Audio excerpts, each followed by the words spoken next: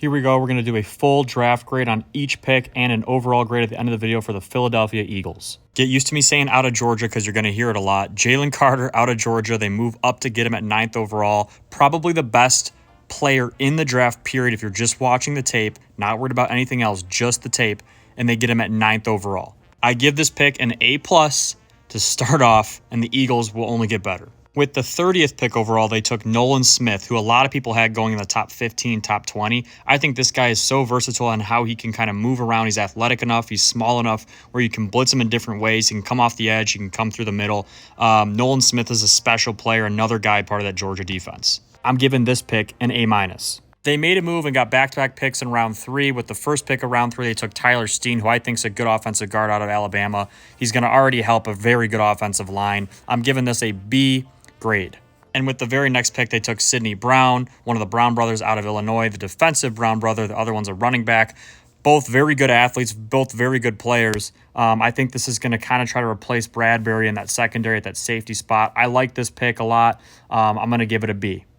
With their 4th round pick, they go back to their ways and get Kelly Ringo, who I think is one of the better corners in this draft. He's huge. He's strong. He doesn't look like your typical corner, and they got him in the 4th round. You would think he might not be able to cover as well because of his size, but he can. I'm giving this pick an A-. And yes, if you remember last year's draft, Nakobe Dean, Jordan Davis, all these guys are now all on the same team. If you talk about building a culture, that dog culture out of Georgia, one of the best defenses we've ever seen, that probably helps your team. I know this isn't a pick in the draft, but it happened during the draft, so I'm going to talk about it. They go get another Georgia guy, this time on the offensive side of the ball, DeAndre Swift, who behind that offensive line is going to be electric. He was very good in Detroit in certain things, and he fits exactly what they're trying to do in Philly. He's from Philly. I posted a whole other post about it. Go check it out. But yeah, this is a great move for them. And then in round 6, they address the backup quarterback need after paying Jalen Hurts. Obviously, he's your guy of your future, but you get Tanner McKee, who's going to be a safe backup quarterback, smart guy out of Stanford.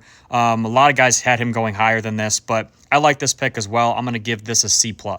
With their last pick of the draft, the Eagles go to Texas. They get Moro Ojomo, defensive tackle. This guy's a really good player. A lot of people had him going much higher than the 7th round.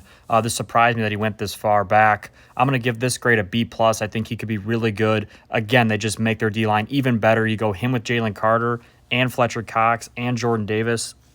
It's scary. It's scary in Philly for sure. I think it's safe to say that after all the rounds have gone through, the Eagles won this draft. They just played everybody the right way. They got all the right guys. They stayed with the Georgia culture for the most part, but they got really good players besides the Georgia guys.